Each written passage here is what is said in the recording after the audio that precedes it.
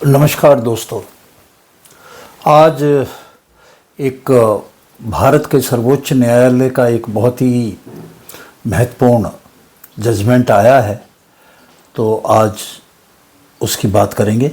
ये judgement reservation के ऊपर है और केस है state of Punjab and others versus Devinder Singh and others, CA number 2317/2011।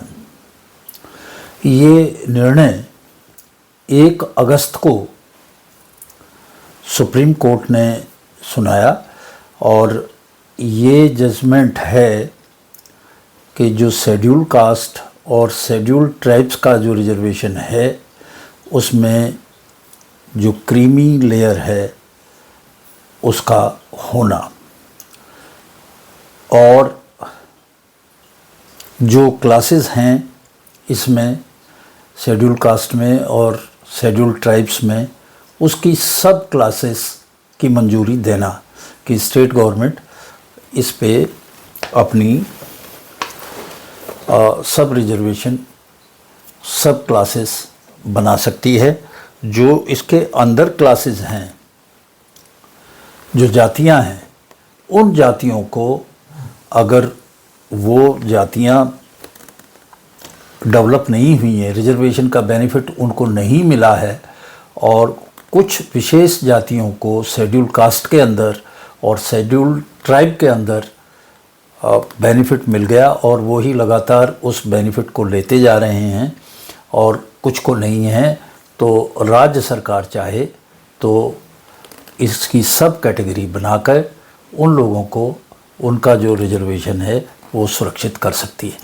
आइए अब इस निर्णय को विस्तार से बात करते हैं।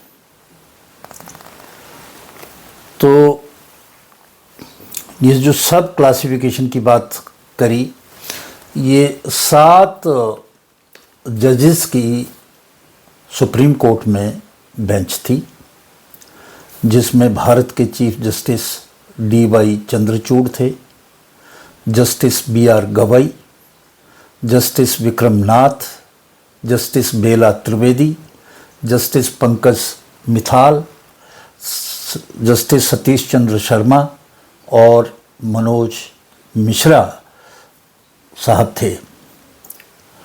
और इन्होंने माना कि जो सब क्लासिफिकेशन है वो होना चाहिए। केवल एक जज जो थी,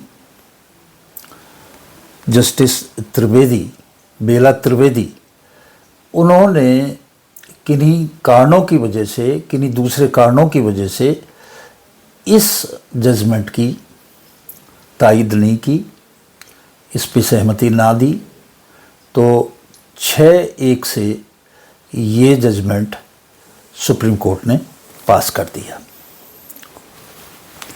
और इसमें उन्होंने जो पुरानी थी 5 जजेस की बेंच, उसका जो पुराना निर्णय था जिसमें कहा गया था कि सब क्लासिफिकेशन इसमें नहीं हो सकता, उसको बदल दिया। तो दोस्तों,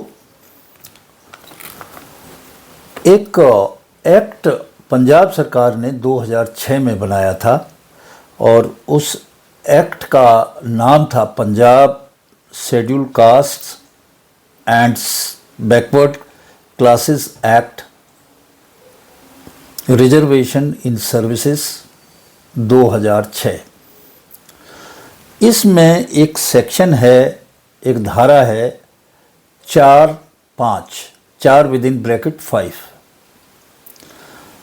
जो कहती है कि जो रिजर्वेशन शेड्यूल कास्ट का है उसका जो 50% हिस्सा है वो जाएगा वाल्मीकि, और जो मजहबी सिख हैं उनको उस रिजर्वेशन के अंदर जो रिजर्वेशन है शेड्यूल कास्ट का वो इन शेड्यूल कास्ट जातियों को जाएगा। दरअसल ये जो सेक्शन है 4 और इसका 5वां सबसेक्शन है, उसको चैलेंज किया था।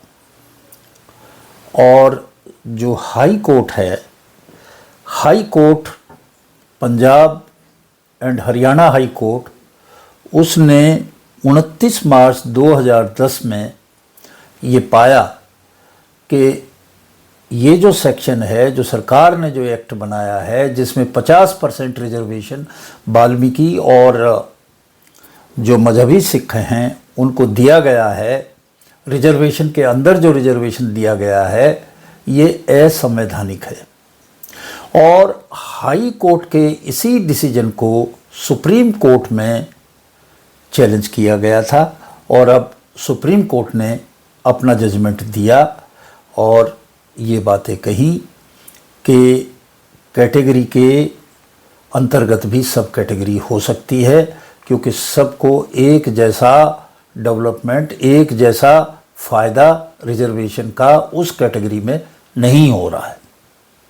तो जिनको नहीं हो रहा है उनको प्रोटेक्ट करने की आवश्यकता है,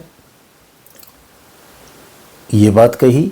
और दूसरा उन्होंने कहा कि जो क्रीमी लेयर है, आप जानते हैं कि ओबीसी में क्रीमी लेयर है, उसमें जो एक ख़ास अमाउंट है उस तक अगर किसी की इनकम होती है तो उसको ओबीसी में रिजर्वेशन का बेनिफिट नहीं मिलता है। तो ये दोनों बातों पे सुप्रीम कोर्ट ने कहा कि सब कैटेगरी भी हो सकती है और क्रीमी लेयर भी ये स्टेट गवर्नमेंट कर सकती हैं अपने हिसाब से। तो जब क्रीमी लेयर की बात की तो उसने कहा कि भाई जो क्रीमी लेयर का जैसा कॉन्सेप्ट ओबीसी के लिए है वैसा कॉन्सेप्ट तो संभव नहीं है एससी एसटी के लिए, परंतु आप अपने हिसाब से तय कर लें कि क्रीमी लेयर के लिए क्या इसका कॉन्सेप्ट हो, किस तरह से क्रीमी लेयर को परिभाषित किया जाए शेड्यूल कास्ट और शेड्यूल ट्राइब्स के लिए। अब जो था इसमें सुप्रीम कोर्ट ने कहा वो तय करके, और जो क्रीमी लेयर के अंदर आते हैं उनको बेनिफिट ना दिया जाए। और इसके लिए जो स्टेट है वो अपनी पॉलिसी बनाए, सरकार, राज्य सरकारें इसकी अपनी पॉलिसी बनाए। जब ही जो विद इन शेड्यूल कास्ट हैं, जो विद इन शेड्यूल ट्राइब हैं, उन सबको इक्वलिटी मिल पाएगी, क्योंकि अब क्लास के अंदर भी क्लास हो चुकी है। कुछ उसमें लोग हैं जो एडवांटेज लेके ऊपर आ चुके हैं, जिनके बच्चे वेल ऑफ हैं, अच्छे कॉलेजों में पढ़ते हैं, अच्छी कोचिंग लेते हैं, उनका जीवन स्तर बढ़ चुका है। तो उनके मुकाबले में जो दूर दराज गाँवों में सरकारी स्कूल में कोई बच्चा पढ़ रहा है शेड्यूल कास्ट या शेड्यूल ट्राइब्स का, जिसको ये सब सुविधाएं नहीं है, वो उन बच्चों का जो मुकाबला है वो नहीं कर सकते। ये बच्चे अच्छे स्कूलों में पढ़ते हैं, अच्छी इनको सुविधाएं प्राप्त हैं, बाप आईएएस, बेटा भी आईएएस, 2-2, 3-3 पीढ़ियाँ एक के बाद आईएएस बनते जा रहे हैं। तो उनको इस रिजर्वेशन की ज़रूरत नहीं है, बल्कि ये रिजर्वेशन उसी कैटेगरी में, उसी शेड्यूल कास्ट में जो दूसरे लोग हैं जिनको ये मिल नहीं रहा है और बेचारे पिछड़ते जा रहे हैं, उनको देने की आवश्यकता है, इनको नहीं। जब भी हम जो कॉन्स्टिट्यूशन में, संविधान में इक्वलिटी की बात की है, उसको हम जस्टिफाइड कर पाएंगे। ये जस्टिस गवई ने कहा। जस्टिस गवई भारत के अगले चीफ जस्टिस भी होंगे चंद्रचूड़ के बाद में। तो ये चीज़ बहुत महत्वपूर्ण है। बच्चों को एक जैसे कैटेगरी में हम, जैसा मैंने कहा, ला नहीं सकते, दोनों को एक ही स्तर पे खड़ा नहीं कर सकते, वो बच्चों की ना तो शिक्षा है, ना कोचिंग है, ना पैसा है, उनको उसके बराबर नहीं माना जा सकता। तो उन्होंने कहा, ये जो मैंने जैसे कहा कि ओबीसी वाली लेयर तो नहीं बनानी है, इसमें आप अपना कोई मापदंड रखें जिससे कि जो उस कैटेगरी के अंदर जो दूसरे हैं उनको फ़ायदा पहुंच सके। इसमें जस्टिस पंकज मित्तल ने कहा कि भाई जो रिजर्वेशन है वो फर्स्ट जनरेशन तक ही होना चाहिए। एक बार आईएएस आईपीएस बन गया, ऊंचे लेवल पे पहुंच गया, उसके बाद में उसकी जो जनरेशन है, सेकंड जनरेशन है, उसको रिजर्वेशन नहीं देना चाहिए। तो उन्होंने कहा कि उसका स्टेटस भी बढ़ जाता है और उसका स्टैंडर्ड ऑफ लिविंग भी बढ़ता है, समाज में प्रतिष्ठा भी बढ़ती है। उसको ज़रूरत नहीं है फर्स्ट जनरेशन के बाद ये देखें कि सेकंड जनरेशन को ज़रूरत है या ज़रूरत नहीं है। अब क्वेश्चन साफ था कोर्ट के सामने कि भाई जो इक्वलिटी की बात कह रहे हो, जो अनइक्वल लोग हैं उनके बीच में अनइक्वल असमानता के जो लोग हैं, यानी कि शेड्यूल कास्ट, शेड्यूल ट्राइब्स, वो लोग हैं जो अनइक्वल्स हैं, इनके अंदर भी इक्वलिटी की बात होनी चाहिए, अनइक्वल नहीं होना चाहिए। उसमें से कुछ एक इलीट ग्रुप बाहर निकल के और ये कर दे। तो सुप्रीम कोर्ट था कि इसमें भी इक्वलिटी होनी चाहिए, इक्वलिटी अंडर अनइक्वल्स।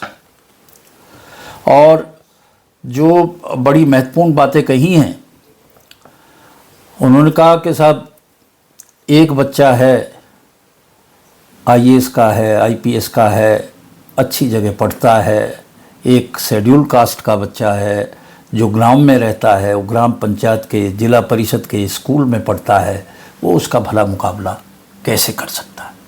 जो बेनिफिट है इस कैटेगरी में रिजर्वेशन का, वो तो कुछ लोग खाए जा रहे हैं, वो लेते रहेंगे, और ये बेचारे हमेशा उसी कैटेगरी में हैं पर वो पनप नहीं पाएंगे।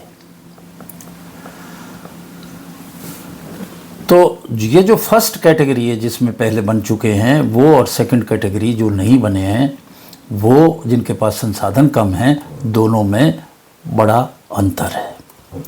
और इस अंतर को दूर करने के लिए कदम उठाए जाने की आवश्यकता है।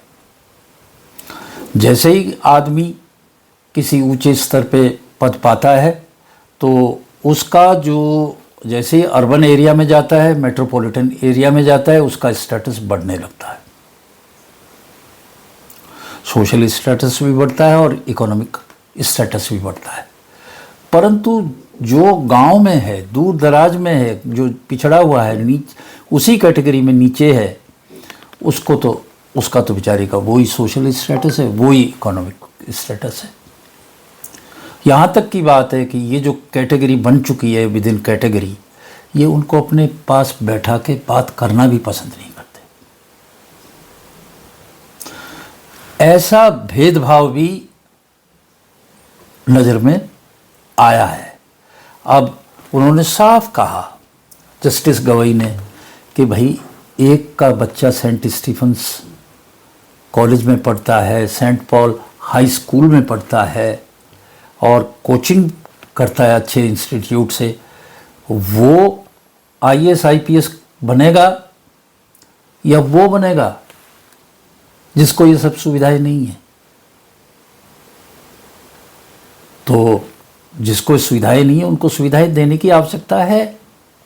उन्होंने स्पष्ट रूप से ये बातें कही।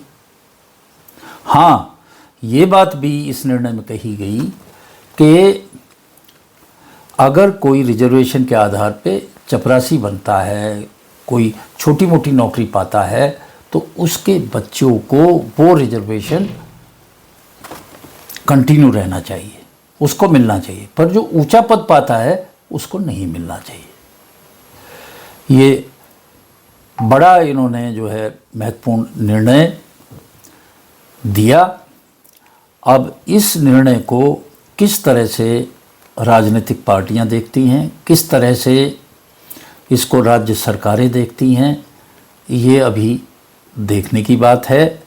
परंतु अगर जस्टिस की बात करें तो ये जस्टिस होगा विद इन क्लास, क्योंकि ये जो क्लास है ये होमोजेनियस क्लास नहीं है। इस क्लास के अंदर सारे के सारे एक जैसे नहीं हैं। जिनको बेनिफिट मिला, जो ऊपर चले गए, अब वो उन जैसे नहीं रहे।